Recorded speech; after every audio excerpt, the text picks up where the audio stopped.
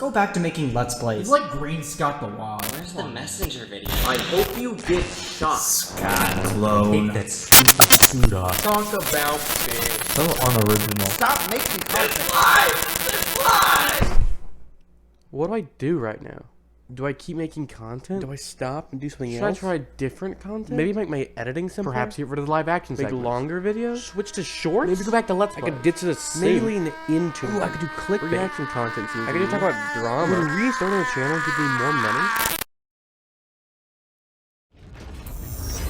Metroid Dread had a long-anticipated release, and it had been stuck in development hell since the Game Boy Advance, just like my pirate uncle. The last mainline Metroid game we had was Metroid Fusion in 2002. After that, the series was really only carried forward by Retro Studios with the Metroid Prime series, before Nintendo threw the entire series in the trash with Other M. Babies.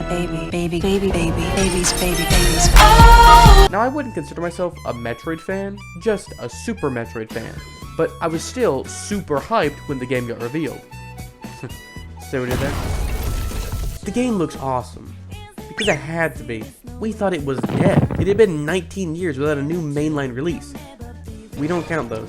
But they finally brought it back, just like they did with Pikmin and F-Zero. Kinda. What am I fighting for? I bought this game day one, no matter how much it cost. I paid you $2,000 and $500 as well. And just playing it after all these years, it was awesome. My first experience with a Metroid game was on the Nintendo Switch. I had known about the series since I first played Super Smash Bros. Brawl, where I have a distinct memory of my dad using Samus's Final Smash and yelling out, "That guy just turned into a girl!" After that, I had always wanted one of these games, but was never able to. That wasn't until 2018, when Nintendo released some NES games along with their online subscription. That's when I tried the first game, and I got all the way to the end before encountering a glitch that prevented me from beating it. It was terrible. Almost as bad as 9/11. When SNES came to the system in 2019, I skipped Mario World and went straight to Super Metroid, and loved it. It was so good, almost as good as Daniel Cook. We'll have lots of fun with Daniel Cook. Now, I'll talk about the Wii U. Before the eShop closed in 2013, I made sure to go and buy as many Metroid games as I could. I bought Fusion, Zero Mission, Prime Trilogy, and yes, Other M.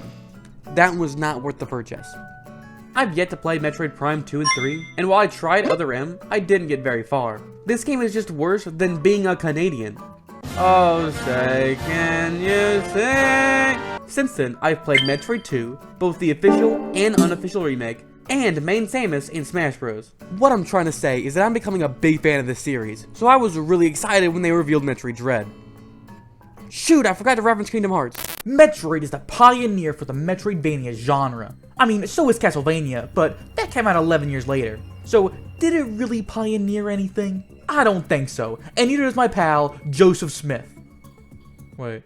The genre is all about exploration. It's not Joe Mama's simple Mario game. They're full of splitting paths and locked doors, but the keys can range from guns, bombs, movement changes, literal keys, mayonnaise, and my favorite, knowledge.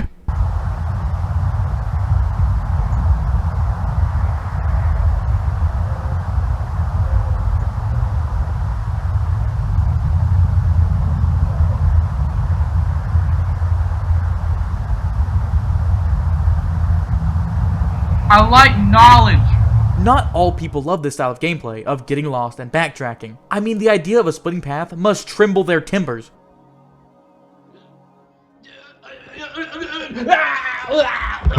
But those people are wrong. There's a lot of iconic and famous and popular and known about Metroidvanias. From the obvious Metroid and Castlevania to the games like Hollow Knight, Ori and the Blind Forest, Nacho Libre, The Messenger, Toki Tori 2, Axiom Verge, Minecraft. Oh wait, Minecraft's a Metroidvania? Hold on, let me check. Thank you for calling GameStop, where you can get $25 extra No. credit. Thank you for calling GameStop. At this time, all store associates are currently... Dang it! Ohio? I'm calling it in Ohio? That's the wrong GameStop. Hold on. GameStop, this is Will speaking. How may I help you? Hey, so, would you consider yourself, like, an expert in video games? Depends on the system. Okay. A little bit. I gotta ask, like, a general video game question. Yes, sir. Is Minecraft considered a Metroidvania? A what? Is Minecraft considered a Metroidvania? No, it's more of just open world survival. Okay, thank you. Yes, sir. The only way I would like the genre better is if it were a roguelike, like Enter the Gungeon. What? Now, Metroid may be an icon within the Metroidvania genre, but my favorite Metroidvania is...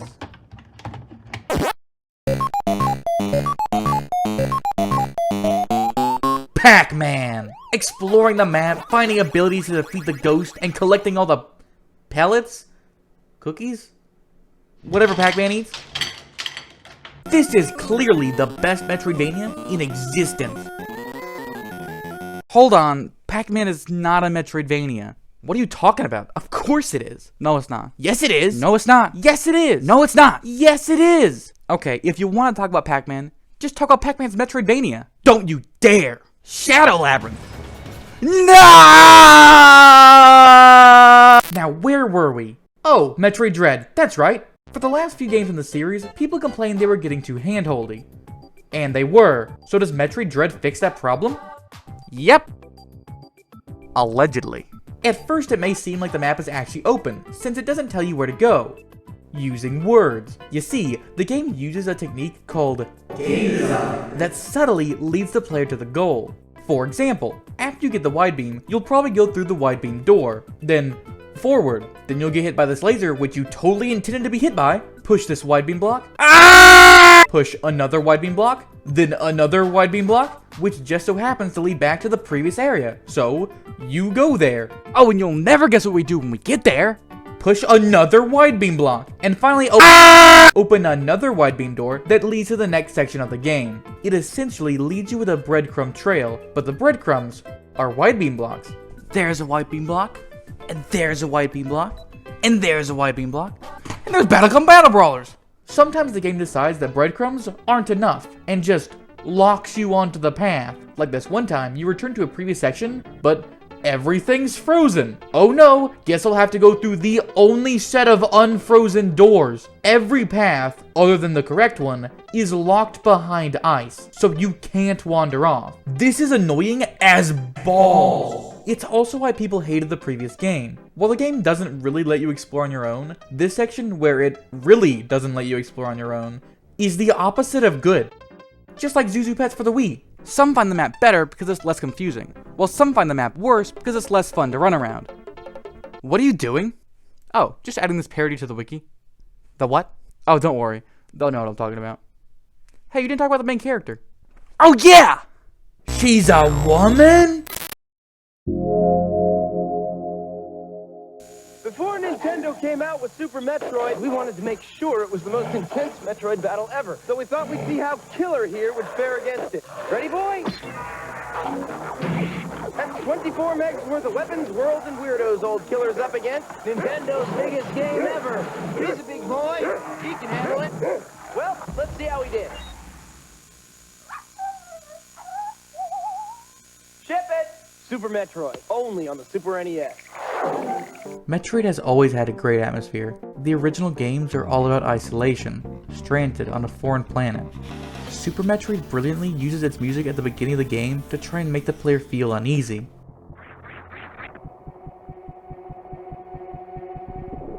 But once the player travels around the world and circles back to the start, a much more cheerful theme plays. Metroid has always been good at controlling how the player feels. Metroid Dread does this somewhat, but because there's characters you meet throughout, it doesn't feel nearly as isolated. But that's not to say the game isn't good at controlling how the player feels. It just focuses on a different area.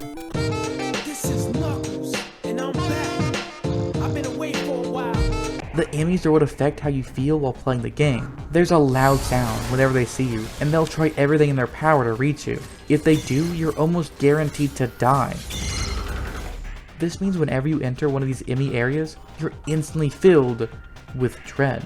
Each enemy in the game has more and more abilities, with the first one you find barely being functional. Each one after that gets slightly tougher, with the next one being faster and climbing walls, but it can't fit in tight spaces, meaning you can get away with it with a BALLS 3D! These areas are the best part of the game, from the dread, to the escapes, to the satisfaction of finally killing these things. The enemies are the best part of the game. Waluigi, the bird guy's got our Zah! Well, let's snatch it back. We got it. Wait, Samus?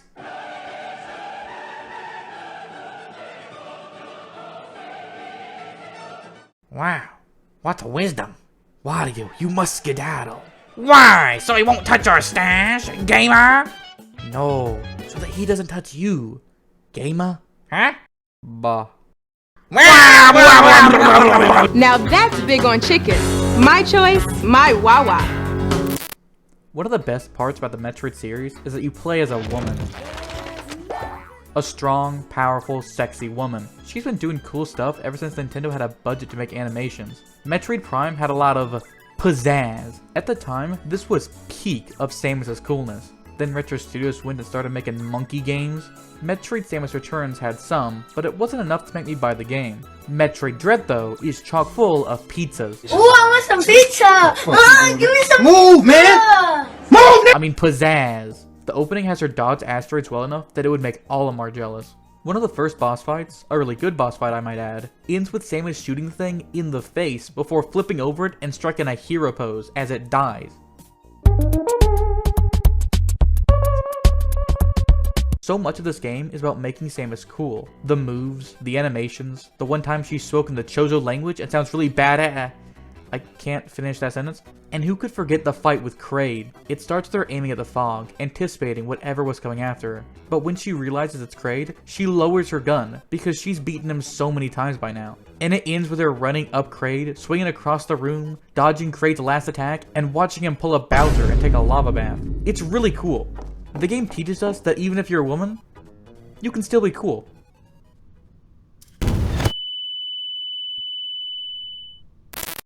Alright, we need to come up with a way to top the last Metroid. It had great gameplay, bosses, abilities, everything. How do we top that? You're right, that's a good idea. Write it down so we don't forget. Okay, now what kind of bosses should we add? Well, you have bad opinions. Don't get me started on Dashel. Hey, don't get mad at me. It's not my fault Spaghetti had better ideas than you. Spaghetti, you can't eat those. We have history. That's it. We gotta go to the experts. Oh, great knowledgeable one. What do we do to make a good sequel? The hardest part of Metroid Dread are the bosses, with the final boss, Ravenbeak, being by far the hardest. So let's fight him. Hello. Okay, let's fight this guy. It's Whiffy 131, I whiff paint. 131. Oh, I don't remember any of the controls. Shoot. I died. I think it might have been a bad idea to just jump in and try to record the final boss when I haven't played the rest of the game and I don't remember any of the controls. The first time I fought Ravenbeak, I thought you were supposed to lose for the game to progress, since it was just way too difficult. But then it put me back at the start of the fight and just told me to retry. So, I had to keep going. Okay, so that's the jump, that's the dodge, that's a shoot, that's a jump. Wait, what is that? Oh, that's the dash! That's really cool. Okay, first phase done. No, my fourth attempt. No! Yes!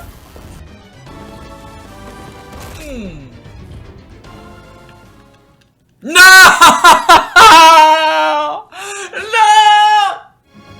Okay. I got this time. Oh! I'll take it back. No!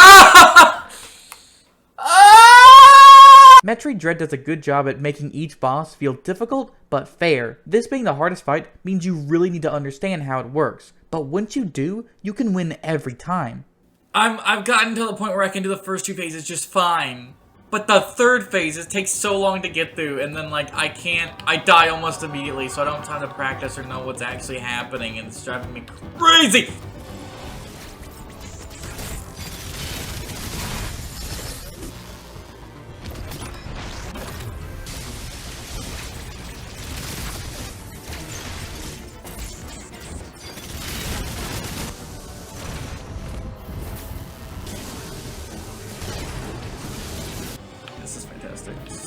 This is fantastic. This is fantastic. I'm doing fine. Yes! I'm doing fine.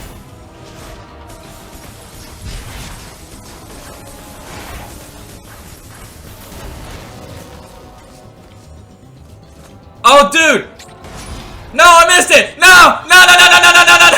I ate the poison. I forgot that happened. I thought it was the end of the game. Oh, wait, wait. Oh. Yes! Yes! Oh, booyah! Yes! I've done it! I've done it! Yay! Success never felt so satisfying, but I achieved it. It does technically continue, but it's not really the final boss anymore. Huh? I'm going back to bed.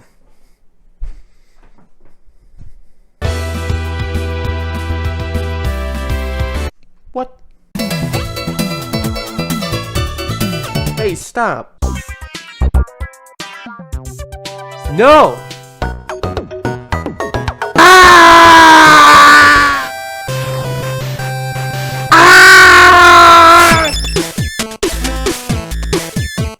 Hey, I'm Shrimper Lake. I'm here too. I'll see you next year.